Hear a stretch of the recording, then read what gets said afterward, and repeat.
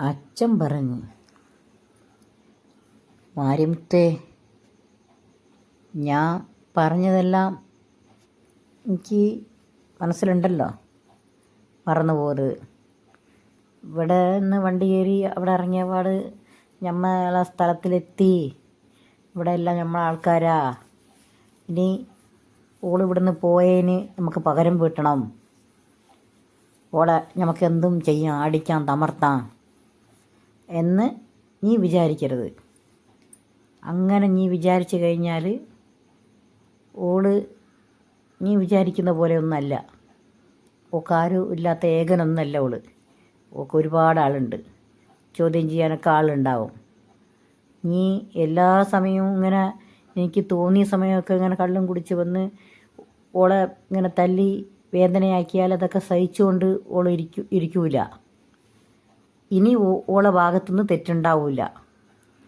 ഞാൻ എല്ലാം ഓളെടുത്ത് പറഞ്ഞിട്ടുണ്ട്. നിൻ്റെ അടുത്തും തെറ്റുണ്ടാവാൻ പാടില്ല. ഇത്രയും സമയം ഞാനൊന്നും ഒരു വാക്ക് നിന്നെക്കൊണ്ട് ഞാൻ പറഞ്ഞിട്ടില്ല. മുഴുവൻ നീ കേട്ടതല്ലേ.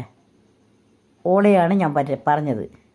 അതുകൊണ്ട് ഓളിനി ആദ്യം ചെയ്തത് ഇനി ആവർത്തിക്കില്ല, അത് ഉറപ്പാണ്. പക്ഷെ നിൻ്റെ ഭാഗത്തുനിന്ന് തെറ്റുണ്ടാവാൻ പാടില്ല. ഉണ്ടെങ്കിൽ അതിന് നടപടിക്കെടുക്കും. നീ അത് മനസ്സിൽ വെക്കണം.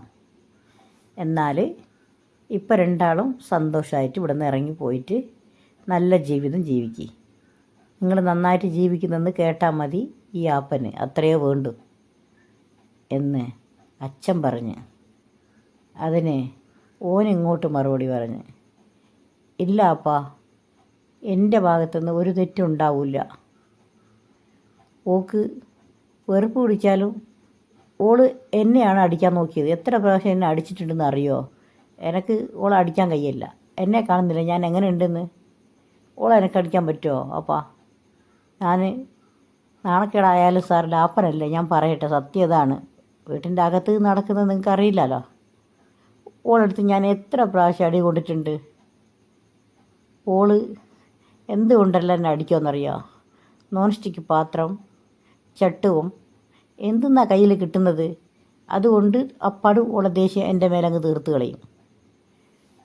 അപ്പോൾ എനക്ക് നോവുമ്പോൾ ഞാൻ അടിക്കില്ല അപ്പാ എന്ന് ഓൻ അങ്ങോട്ട് പറഞ്ഞു. അതിന് അച്ഛൻ മറുപടി പറഞ്ഞ്, എടാ മോനെ, ചട്ടുവും കൊണ്ടും നോൺ സ്റ്റിക്ക് പാത്രം കൊണ്ടും പ്ലേറ്റ് കൊണ്ടും അങ്ങോട്ടും ഇങ്ങോട്ടും അടിച്ച് കളിക്കാൻ നിങ്ങളെന്താ ചെറിയ കുട്ടികളാ?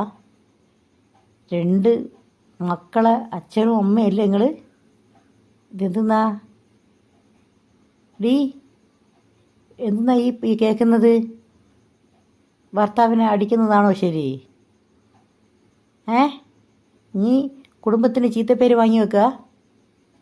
പറഞ്ഞാൽ പോരെ, ഞാളൊക്കെ എന്തിനാ ഇരിക്കുന്നത്? ഇനി അത് ആവർത്തിക്കരുത്, അത് മോശമാണ്. എനിക്ക് താലി കെട്ടിയവനാ, അതൊന്നും പാടില്ല, അങ്ങനെ അടിക്കാൻ പാടില്ല, പാവം ഉണ്ടാവും എന്ന് അച്ഛൻ പറഞ്ഞ്. അതിനെ പൂർണിമ ഇങ്ങോട്ട് പറഞ്ഞ്, ഓ ഇപ്പം അങ്ങനെയായോ? ഓൻ എന്നെ തല്ലിയാൽ, ചതച്ചാലും, കുത്തിയാലും, കൊന്നാലും ഓനൊരു പാവം ഉണ്ടാവില്ല. അപ്പോൾ ഓൻ തല്ലുമ്പോൾ എനിക്ക് വേദന സഹിക്കാണ്ട് ഞാൻ അങ്ങോട്ട് അടിച്ചു കഴിഞ്ഞാൽ അതിനെനിക്ക് പാവം ഉണ്ടാവും. അങ്ങനെയല്ലേ മാമ എന്ന് പൂർണിമ അച്ഛനോട് ചോദിച്ച്. അന്നേരം അച്ഛൻ പറഞ്ഞ്, എടി മോളെ, അങ്ങനെയല്ല പാവം ഉണ്ടാകുന്നത്. എന്തിനാ ആണും പെണ്ണൊന്ന് ആക്കി വെച്ചത്? ഈ ആണുങ്ങളെന്ന് പറയുമ്പോൾ ഒന്ന് ഈ ഭാര്യ എന്ന് പറയുന്ന സാധനം അനുസരിക്കണ്ടേ? അതുകൊണ്ട് നിനക്ക് സ്വാതന്ത്ര്യം ഇല്ല എന്നല്ല അതിൻ്റെ അർത്ഥം. നീ അടിമയ എന്നാണ് അതിൻ്റെ അർത്ഥം. അങ്ങനെയല്ല, അടിമയൊന്നല്ല. നീ അത് മനസ്സിലാക്കണം. അടിക്കാൻ പാടുണ്ട. നീ പറ, ഓൻ അടിച്ചിട്ടുണ്ടെങ്കിൽ നിനക്ക് തടയാം, ഒന്നുമില്ല. നീ എന്തിനാ അടിക്കുന്ന അങ്ങോട്ട് ആണുങ്ങളെ? എൻ്റെ കെട്ടിയവനല്ലേ എന്ന് അച്ഛൻ പറഞ്ഞു. എനക്ക് നൊന്താ ഞാൻ അടിക്കും. ഇതിൻ്റെ മുന്നേ ഞാൻ അടിച്ചിട്ടുണ്ട്. ഇനി എന്നെ കൊണ്ടുപോയി വെച്ചിട്ട് ഓൻ ഇവിടെ ഒരു പാവം പോലെ കളിക്കും നിങ്ങളെ മുന്നിൽ നിന്ന്. ഓന് ഞാൻ ഒറ്റയ്ക്ക് കിട്ടുമ്പോൾ ഓൻ്റെ തനി സുഖം എന്നോട് കാട്ടും. അന്നേരം എനിക്ക് നൊന്താൽ മാമ വിചാരിക്കണ്ട ഇവിടെ ധിക്കാരിയാന്ന്. ഞാൻ ധിക്കാരിയല്ല. എനിക്ക് നോവുമ്പോൾ ഞാൻ അങ്ങോട്ട് നോവിക്കും. അതാണ് എൻ്റെ സ്വഭാവം എന്ന് പൂർണിമ പറഞ്ഞ്. അതിന് ഓളെ ഭർത്താവ് പറഞ്ഞ്, കണ്ടാപ്പാ നിങ്ങളെ മുന്നിൽ തന്നെ എങ്ങനെ ധിക്കരിച്ച ഓള് പറയുന്നത്.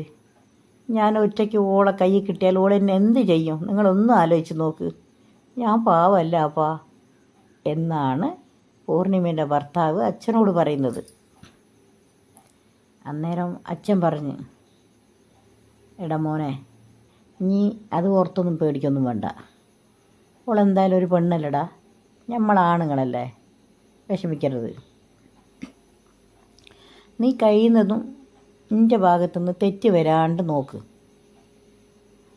അതിൻ്റെ അപ്പുറം ഓളെന്തെങ്കിലും ചെയ്തിട്ടുണ്ടെങ്കിൽ നീ അന്നേരം എനിക്കൊരു കത്തയച്ചാൽ മതി. നമുക്കതിനുള്ള പരിഹാരം ഉണ്ടാക്കാം. നീ പേടിക്കണ്ട എന്ന് അച്ഛൻ പറഞ്ഞ്. കുട്ടികളവിടെ ഒറ്റയ്ക്കായിരിക്കില്ലേ എന്ന് ചോദിച്ച്. അതിന് ഓൻ പറഞ്ഞ്, ഇല്ല അപ്പാ, അവിടെ അമ്മയും അച്ഛനൊക്കെ ഉണ്ടല്ലോ, അതുകൊണ്ട് ഓലിക്ക് ആളുണ്ട് എന്ന് ഓളെ ഭർത്താവ് പറഞ്ഞു. അതിന് അച്ഛൻ പറഞ്ഞ്, സ്വന്തം മക്കളെ നമ്മളല്ലല്ലോ നോക്കേണ്ടത്, നമ്മളെ വളർത്തിയ അച്ഛനും അമ്മയാണോ നോക്കേണ്ടത്? ഈ പ്രായത്തിൽ ഓലെയും മക്കളെയും നമ്മളാണ് നോക്കേണ്ടത്. അതിനാണ് കുട്ടികളെന്ന് പറയുന്നത്. അല്ലാണ്ട് കാലാകാലം അച്ഛനെയും അമ്മേനെയും കഷ്ടപ്പെടുത്താനാണോ ഈ കുട്ടികളെന്ന് പറയുന്നത്? അതിനാണോ ഈ പ്രസവിച്ച് വളർത്തി വലുതാക്കിയത് അച്ഛനും അമ്മയും? ഇനി പോയിട്ട് നിങ്ങളെ മക്കളെ നിങ്ങൾ നോക്കുക, നിങ്ങളെ മക്കളെ നോക്കുക. ആവശ്യത്തിന് അച്ഛനും അമ്മയും അങ്ങോട്ട് ഓലെയും കൂടെ നോക്കുക. അതിനുള്ള ഉത്തരവാദിത്വം നിനക്കുണ്ട്. അച്ഛനെയും അമ്മേനെയും നോക്കിയില്ലെങ്കിൽ അത് ആ പാവം ഈ ലോകത്തിൽ എവിടെ പോയാലും അതിനെ കഴുകാനുള്ള വെള്ളമില്ല. അത് മനസ്സിലാക്കണം എന്ന് അച്ഛൻ പറഞ്ഞ്. അന്നേരം ഓനിങ്ങോട്ട് തിരിച്ച് പറഞ്ഞ്, ഇല്ല അപ്പാ, ഞാൻ അങ്ങനൊന്നും ചെയ്യില്ല. ഞാൻ എൻ്റെ അച്ഛനെയും അമ്മേനെയും നോക്കിക്കോളാം, എൻ്റെ മക്കളെയും നോക്കിക്കോളാം. പക്ഷേ ഇവളോട് പറയണം എന്നെ തല്ലരുതെന്ന് എന്ന് ഓൻ അങ്ങോട്ട് പറഞ്ഞു. അന്നേരം അച്ഛൻ പറഞ്ഞ്, പൂർണിമേ, നീ കേൾക്കുന്നുണ്ടാ എൻ്റെ ഓൻ പറയുന്നത്? ഇനി ഓൻ അങ്ങനെ പറയാൻ പാടില്ല. ഓനങ്ങനെ പറയാണ്ട് നീ ആക്കണം. ഞാനിങ്ങനെ പറഞ്ഞെന്ന് വെച്ചിട്ട് നീ ആടെ കൊണ്ടുപോയിട്ട് വാതിലും പൂട്ടിയിട്ട് ഓനെ മൂലക്കിട്ടിട്ട് ചതയ്ക്കരുത്. എടാ, നീ എൻ്റെ മാമനോട് ഇങ്ങനെ ആവലാതി പറയോ എന്ന് പറഞ്ഞിട്ട് അടിക്കാൻ പാടില്ല. അങ്ങനെയല്ല പറഞ്ഞത്. നല്ലോണം ജീവിക്കണം എന്നാണ് ഞാൻ പറഞ്ഞത്. ഇനി നീ ഓനെ തൊട്ട് പോരുത്. ഇനി നീ ഓനെ തൊട്ടെന്ന് അറിഞ്ഞിട്ടുണ്ടെങ്കിൽ ഓൻ നിന്നെ അടിക്കില്ല. ഞാൻ വന്നിട്ട് ഇന്നെ ശരിയാക്കി കളയും. നീ അത് മനസ്സിൽ വെക്കണം. എല്ലാം ഇങ്ങനെ പെണ്ണുങ്ങൾ ഭദ്രകാളിയാ, ധിക്കാരിയാ, ഇതെന്താ ഇങ്ങനെ? നല്ല കുടുംബത്തിൽ പിറന്നതാണെന്ന് ഈ കുടുംബത്തിനൊക്കെ ചീത്തപ്പേര് വാങ്ങിച്ചു തരുമോ? എന്നെക്കൊണ്ട് എല്ലാവരും കുറ്റക്കാരായിട്ടില്ല ഓല് കാണുമോ സംബന്ധക്കാർ? അതെന്താടി നീ മനസ്സിലാക്കാത്തത്?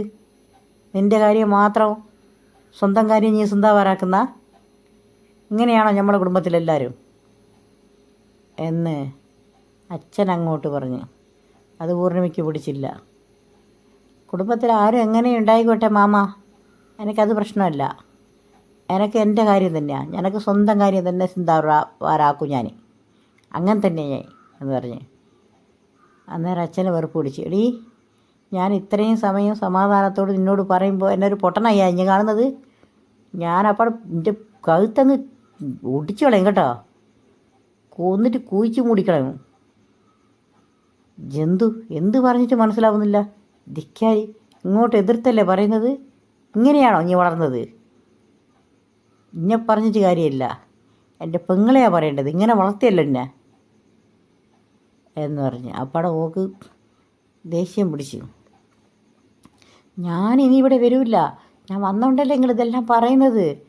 എനിക്ക് നിങ്ങൾ മാത്രമല്ലല്ലോ, ഇനിയും 4 മാമന്മാരുണ്ടല്ലേ, ഞാൻ അവിടെ പോവും എന്ന് ഓള് പറഞ്ഞ്. ഡീ, ഇനിയും 4 മാമന്മാരുണ്ട്, ശരി തന്നെയാ, ഞാനില്ലെന്നല്ല പറയുന്നത്.